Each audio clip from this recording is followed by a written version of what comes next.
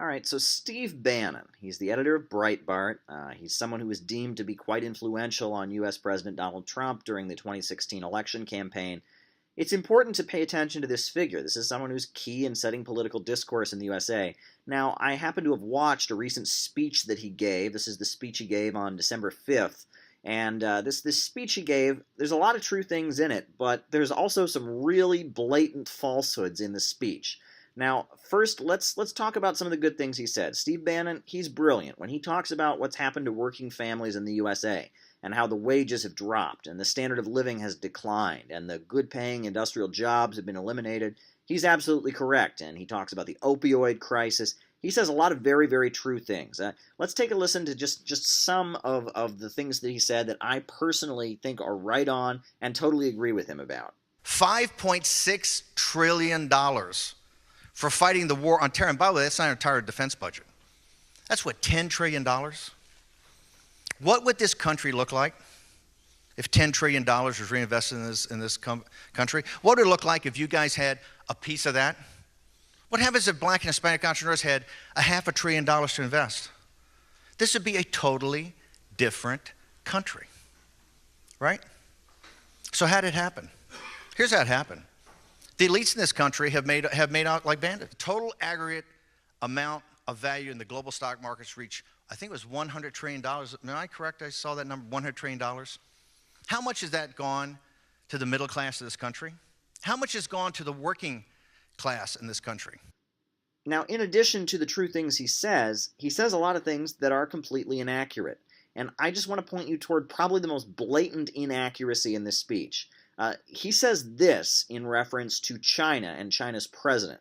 There was a very important speech given in China at the 19th Party Congress. This was before President Trump arrived for his visit.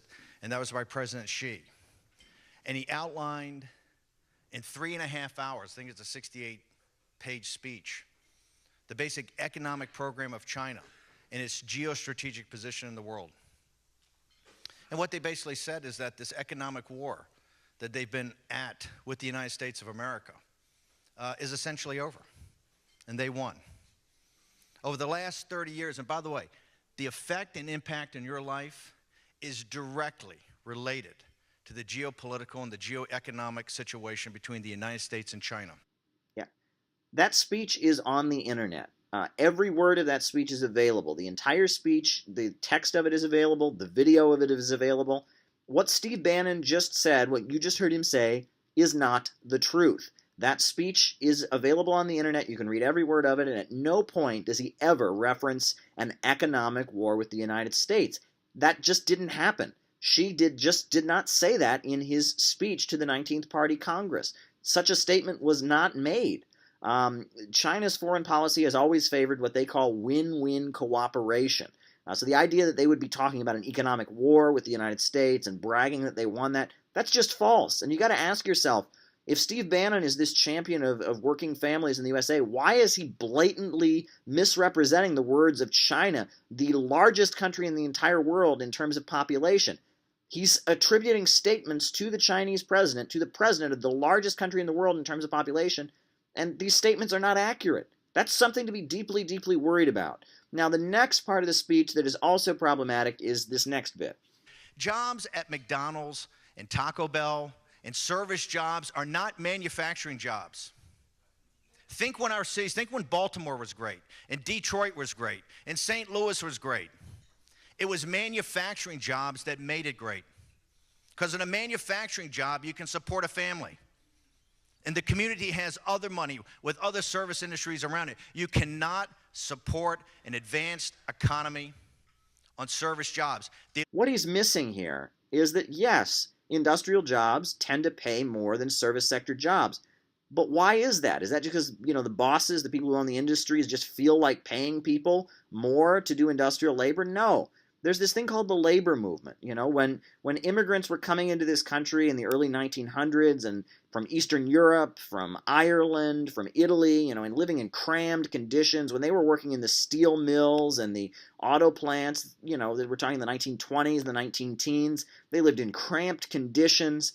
They made poverty wages. You should read The Jungle by Upton Sinclair. I mean, it was awful. The only reason that industrial jobs pay the good wages that they do is because workers fought back. In 1937, you had the Flint sit-down strike and the sit-down strike wave, where all across the country workers occupied their factories, demanding the right to unionize. There was steel strikes. People died. There's a whole history of labor struggles. You can bet that if the bosses had been able to get away with paying people poverty wages in industries, they would have paid it. And this idea that industrial jobs just magically offer better pay than the service sector is false. And when he purports that, when he makes it sound like some jobs are just better than others, he's really not doing a service to the working families that he wants to champion. The only reason that people have higher wages and higher conditions, and workers in the auto plants and in the steel mills and in the other major industries, the only reason that they have higher pay is because of years and years of struggle. And Steve Bannon, he's a right-winger. He's a right-wing nationalist. He calls himself an economic nationalist, and he doesn't seem to realize that there's a problem with capitalism. I wanted to take you to another part of the speech that I thought was also problematic. This is him talking about the issue of education. There's one big problem with that. Where are they in the engineering schools? I went to a state engineering school, right? I went to Virginia Tech.